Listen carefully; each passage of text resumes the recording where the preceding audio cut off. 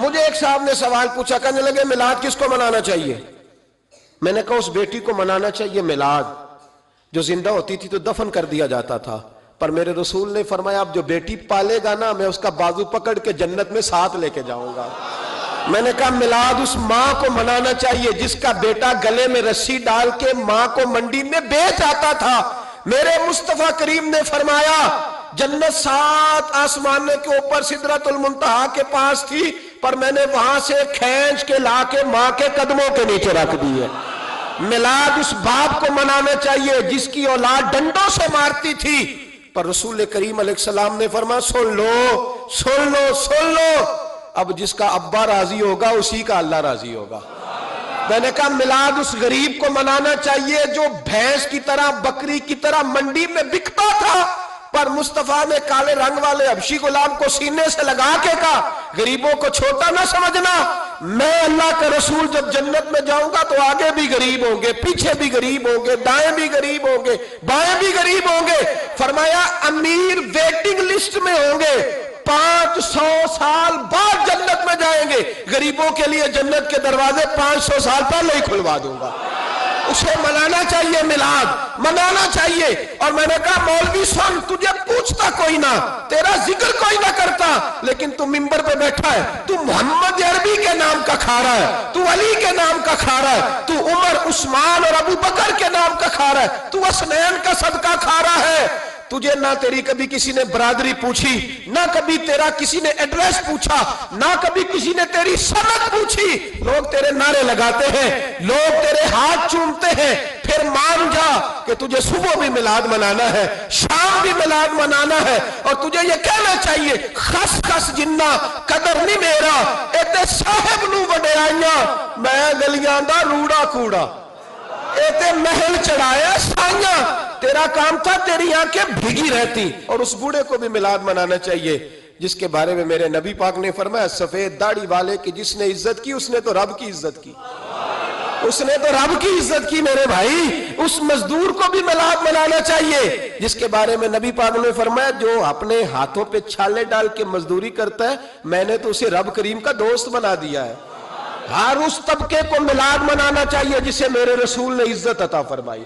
اس بہن کو بھی میلاد منانا چاہیے جس کے بارے میں نبی پاک نے فرمایا اگر کسی کا باپ چلا جائے اور اس کے حصے میں بہنیں آ جائیں، 4 بہنیں، 3 بہنیں یا 2 بہنیں بیاہ کے جو آیا تکبے سے، میرے محبوب نے فرمایا میری انگلیاں جڑی ہوئی ہیں نا، اس طرح میں اسے اپنے ساتھ جوڑ کے جنت میں لے کے جاؤں گا۔ اس بہن کو میلاد نہیں منانا چاہیے۔ میرے رسول پاک نے فرمایا جس کی بیٹی واپس آ جائے، طلاق ہو گئی یا بیوہ ہو گئی، واپس آ گئی، نام بچ سکی، واپس آ گئی، فرمایا واپس آنے والی بیٹی کی جو باپ خدمت کرے گا میرے رسول پاک فرماتے ہیں میں قیامت میں اس کا سفارشی بنوں گا۔ تو اس بیوہ کو اور طلاق یافتہ کو میلاد نہیں منانا چاہیے، وہ اس رسول کا ذکر نہیں کرے گی جس نے اتنا درجہ دے دیا، اتنا نواز دیا، اور تجھے تو صبح و شام میلاد میلاد کرنا چاہیے تھا، تجھے تو صبح و شام درود درود کرنا چاہیے تھا، سلام کے گجرے بھیجنے چاہیے، یا رسول اللہ کہتے تیری زبان جو ہے وہ ہر وقت تر رہنی چاہیے تھی، تو بحث کر رہا ہے، تو اس پہ دلیلیں دے رہا ہے، تو اس پر باتیں کر رہا ہے۔ حضرت عمر سے پوچھنا، حضرت عمر سے، جناب اسامہ بن زید رضی اللہ تعالیٰ عنہ حضور کے غلام تھے، نبی پاک ان سے بڑا پیار کرتے تھے۔ ایک جنگ میں پیسے آئے تو حضرت عمر فاروق رضی اللہ تعالیٰ عنہ نے 25,000 دیا اپنے بیٹے کو، اور اسامہ بن زید کو 50,000 دینار دیے۔ بیٹا کہنے لگا ابا جی وہ تو چھوٹے ہیں میں بڑا ہوں، وہ حضور کے زمانے میں بچے تھے میں جہاد کرتا تھا، یہ آپ نے کیا کیا؟ تو حضرت عمر رو پڑے، کہنے لگے بیٹا یہ تیرے باپ کے سر پر جو عزت کے بال ہیں یہ مصطفیٰ کے اگائے ہوئے ہیں، یہ نبی پاک۔ اسامہ سے نبی پاک کا پیار بڑا تھا، حضور کی محبت بڑی تھی۔ بیٹا اس کے ناک سے رینٹ نکلتی تھی تو رسول پاک اپنے ہاتھوں سے صاف کر دیتے تھے، حضور اس کو گود میں بٹھاتے تھے۔ میں کیسے بھول جاؤں رسول پاک کے احسانات کیسے۔ حضرت عمر جا رہے تھے تو مکے کے رستے میں ایک تنا آیا، کھجور کا خشک تنا، حضرت عمر نے اس کو بازوؤں میں لے کے رونا شروع کر دیا۔ عمر کیا ہوا؟ کہنے لگے یہاں تو میں اونٹ چرایا کرتا تھا، یہاں، اور میرا باپ مجھے مارا کرتا تھا، دیکھو آج عمر نعرہ لگاتا ہے تو کیسر و کسرا کام، او بھائی اصلہ نال جے نیکی کریے، ہاں اصلہ نال جے نیکی کریے، تے وہ نسلاں تاک نہیں بھول دے ہاں بے اسلام نال نیکی کریے تے پھول کنڈیاں نال تول دے.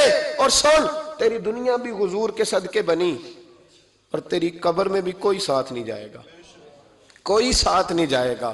قبر میں بھی مصطفیٰ کریم صلی اللہ ہو. اور دیکھنا قبر کے اندر بھی کبھی کوئی گیا ہے؟ قبر میں بھی رسول پاک, قبر میں بھی رسول پاک, قبر میں بھی رسول پاک. میرے استاد فرمایا کرتے تھے بتاؤ جس قبر میں نبی پاک آئیں گے وہاں عذاب کیا ہونا ہے؟ جب حضور ہی آ گئے تو عذاب کیا ہونا ہے؟ نبی پاک تو جدھر سے گزر جائیں رب وہ جگہ جنت بنا دیتا ہے. وہاں کیا عذاب ہونا ہے؟ وہاں تو دیدار ہونا ہے. تیری قبر میں بھی نبی پاک. اور حضور نے فرمایا میزان عمل پہ عمل تولیں گے تو پھر بھی میں تمہارے پاس ہوں گا. حضور علیہ السلام نے فرمایا پل صراط سے گزرو گے تو پھر بھی میں تمہارے پاس ہوں گا. اور میرے رسول پاک علیہ السلام نے فرمایا جب تم جنت میں جانے لگو گے تو پھر بھی میں تمہارے. تو بتا تیرے رسول تو ہر وقت تیرے ساتھ ہے, تو کب نبی پاک کے ساتھ ہوتا ہے؟ تو بتانا تو کب نبی پاک کے ساتھ. میں چھوٹے جلسے کا قائل ہوں, لمبی محفل میں گزارش کرتا ہوں دوستوں سے کہ لمبا جلسہ نہ کرو. لیکن ایک جگہ پہ میں گیا تو ایک بڑے پڑھے لکھے آدمی نے مجھے کہا مولانا ان کو سمجھائیں, آدھی رات تک بٹھائے رہتے ہیں, ان کو سمجھائیں. میں نے کہا میں سمجھاؤں گا پر آپ بھی ذرا اپنا لب و لہجہ تھوڑا دھیما کریں.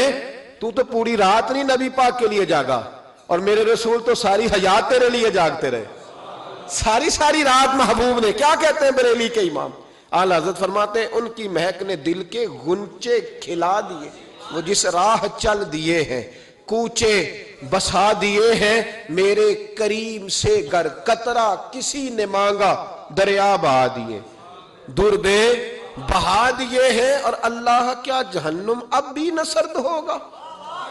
اللہ کیا جہنم اب بھی نہ سرد ہوگا؟ رو رو کے مصطفیٰ نے دریا بہا دیے, رو رو کے مصطفیٰ نے.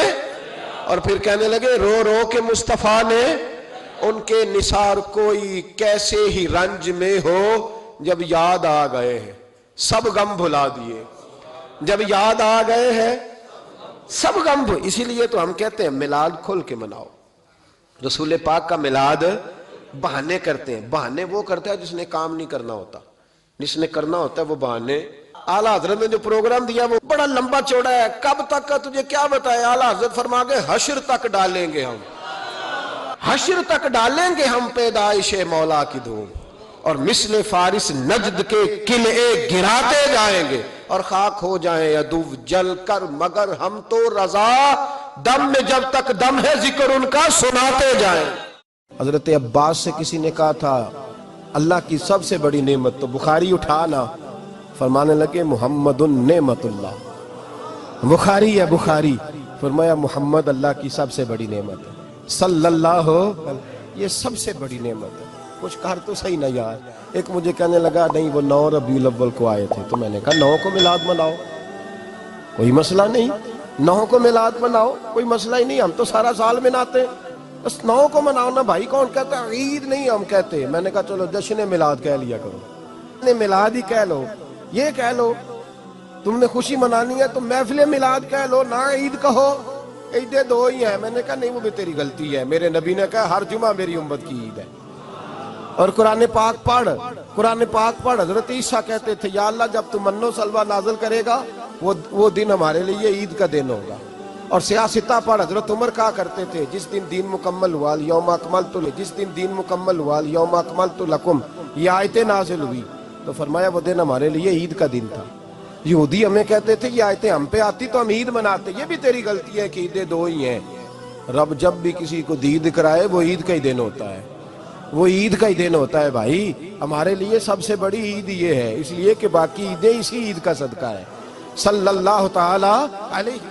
تو عید میلاد النبی پہ اظہار مسرت کرنا, خوشی کا اظہار کرنا, خوشی کا اظہار کرنا, یہ تو ایمانی تقاضا ہے.